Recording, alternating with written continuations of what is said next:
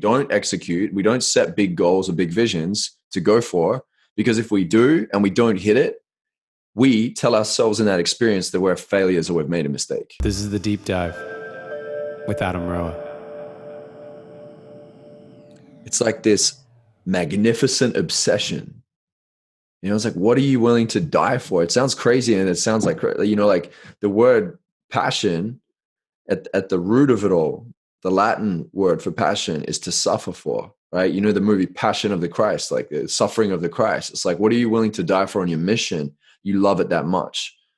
And I think a lot of us don't ask enough questions. A lot of us don't have that, haven't stepped in and carved out the time to be curious, because we're so in a system right now that's trying to box us in.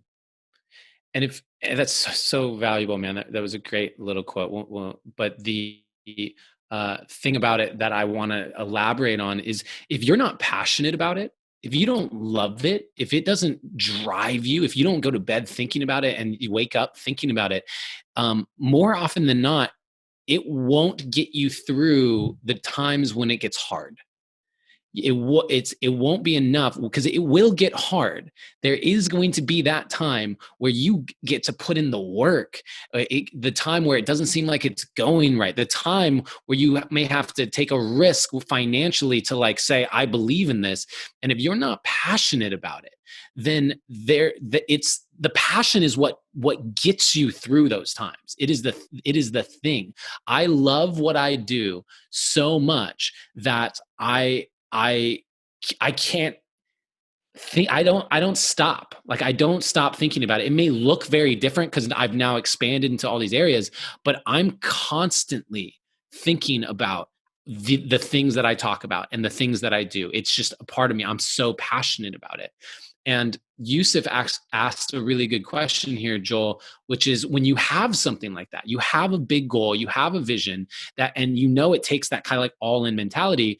And then you start that, and then all of a sudden this other vision comes in and this other goal, and it can definitely feel like it would take you in this direction. And you may not be able to see how they blend. They feel like you hit this fork in the road. How do you handle that as a visionary entrepreneur like yourself?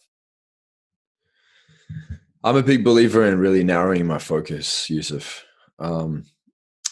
There could be a couple of reasons, right? Because look, often what we talk about in self-development, it's often the effect. It's not the cause. Everyone keeps talking about the effect. I procrastinate, or I'm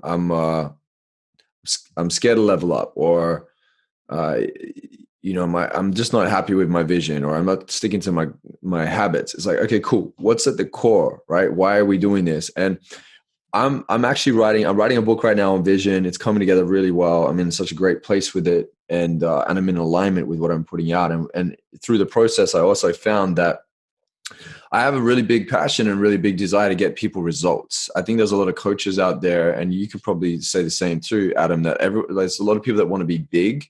They want all the followers and all the likes, and they market themselves really well. But on the back end, they're shit house. They don't get results for their clients. And so that's great.